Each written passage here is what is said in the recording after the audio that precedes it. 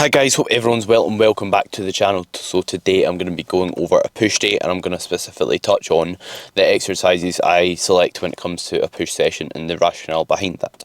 So I'm currently 4 weeks into my pre-prep diet, so my diet before the diet.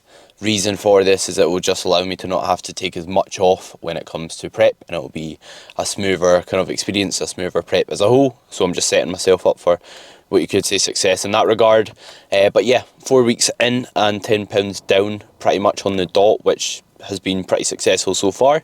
And yeah, feeling good today. Minimal effects of the diet, just because if you've pushed your body weight up and gained for a long period, as you know, it's like you don't really feel the effects when you just start a dieting phase. If anything, you feel better, or I do anyway. Sleep's better, appetite's in a better spot, digestion's in a better spot, feel more productive, that sort of thing. Everything's going pretty well. Push, not so much in terms of I'm not progressing as much. It's more just maintenance and progressing some isolations, which is expected when you're dropping like significant amounts of weight, when you've been doing those movements for a very long period. But nonetheless, it still gets 100%, and we still go in with the intention to just put as much effort in as we can and take whatever progressions are there, just like any other session. So hope you enjoy. Please feel free to like, subscribe, leave a comment if you did enjoy the video. So the benefit of the cable line lateral raise is basically with the bench you're in a fixed position, so you're not going to be using momentum unlike if maybe you're using dumbbells. It's also got what you could call a better resistance profile, meaning unlike a dumbbell lateral raise that's really light at the bottom, you keep tension throughout the whole rep with this movement, and as a result you could argue you're getting more bang for your buck from the exercise, unless let's say you finish your dumbbell lateral raises with partials. So I've got 2 sets here and then a drop set on the second.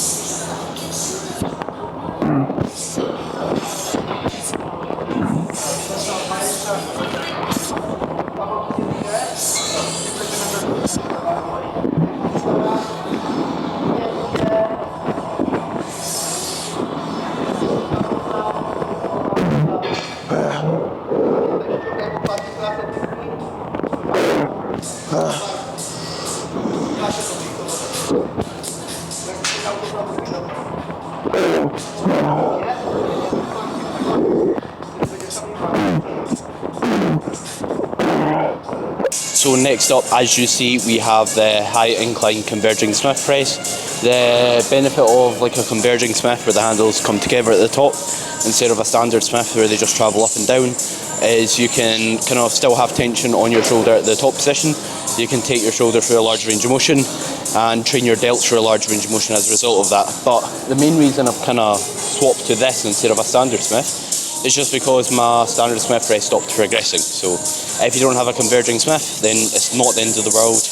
The benefit of most movements and the kind of position we build muscle best in is that mid and lengthened position. So basically the bottom position here. So that's kind of what matters most. So don't stress if you don't have it. What I like most about this machine is you can adjust the seat forward and back, and it's got numbers so you know exactly where you've left the seat. The benefit of that is it means every single time the setup's exact same, whereas when you're doing like a Smith machine press, like the setup can be different each week. It's really hard to get absolutely bang on, and that's another problem with like the line cuff lateral raise. Just getting the bench position in the exact same spot is sometimes a bit hit or miss, but apart from that, really good movement. And yeah, this is going well, to be honest. I'm retaining performance well on this. It's a really heavy machine. It is super humbling if you've not used one before.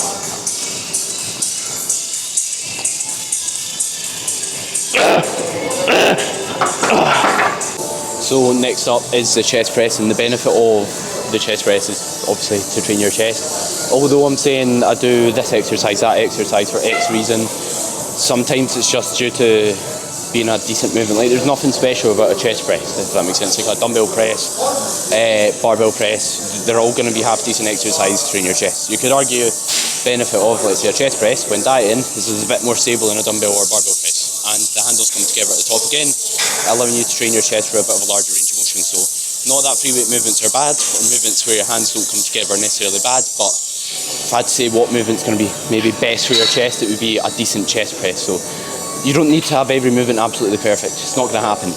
Movements stall, you need to rotate them, but you just want to make sure the majority of your movements are half decent and you're not, let's say, relying purely on barbell presses or purely on maybe a certain style of training. Like, use all the tools available at your disposal so you get the most out of your training.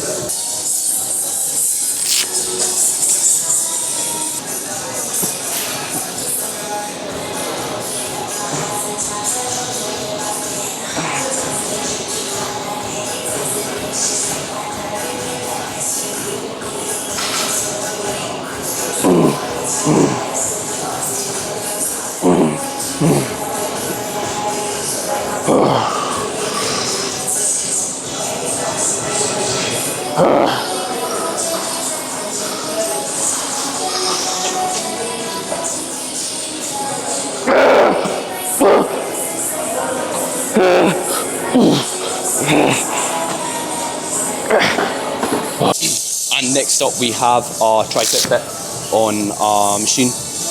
The reason why I'm doing this on the machine is when I was doing it on just on a standard pair of dip bars, it was giving me some bother in my shoulders and my elbows, so I get on really well with this, and I think doing some sort of dip variation does absolute wonders for your triceps. This movement, the reason I've got this here is it's a good tricep compound and you stay nice and locked in throughout, which is why it's a benefit doing a machine over maybe a free weight dip. So yeah, as you can see, I've got kind of like a shoulder focused compound, I've got a chest focused compound, and then a tricep focused compound. And with the handles in this machine, you can adjust them. As you can see, I've got them adjusted so they're round about shoulder width, and that basically allows me to basically perform it in a manner that's going to bias my triceps a bit more than maybe my chest. 2, 1. Yep. Yes. Go.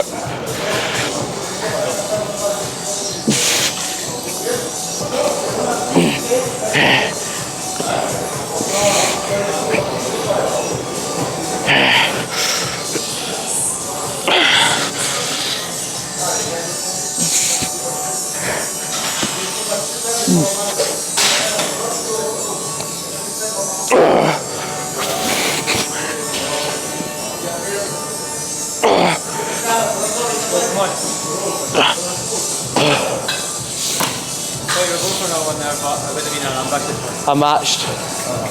I'll try and take a progression on my back off set. So next up we've got a dual rope tricep extension. The benefit of the dual rope instead of maybe having one, I believe I spoke about this in the last episode when I filmed push, but basically it stops you from internally rotating. You can get a bit more range of motion, better alignment, which basically means it's friendlier on the elbows. And this is a good movement to kind of like shorten your tricep and train it for overall a pretty large range. And then we follow that up with a movement that trains my triceps in more of an overhead position. The benefit of using the ropes instead of like a straight bar is again better alignment, a bit more joint friendly.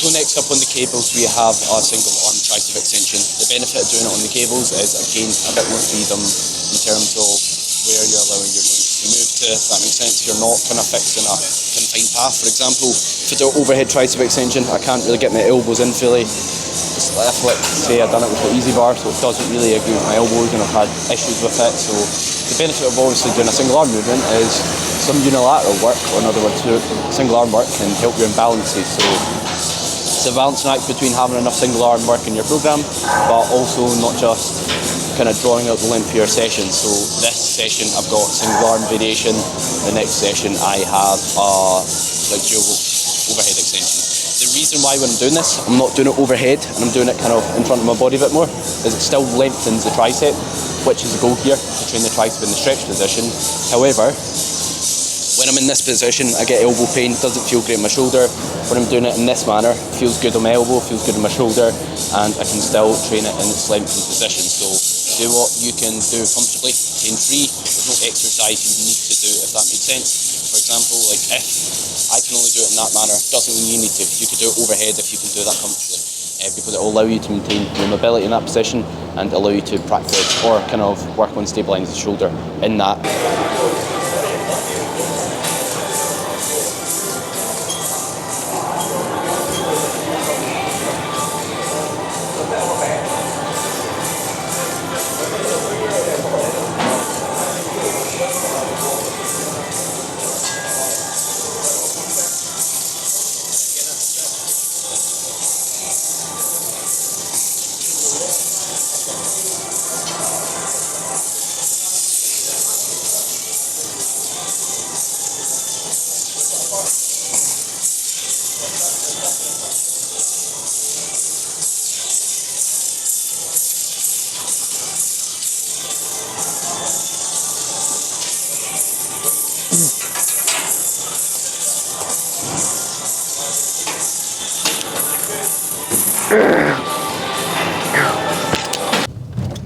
So that is push boxed off. Overall, a really good session. I pretty much retained everything bar one set, which was on the high incline. So yeah, happy with how my session went.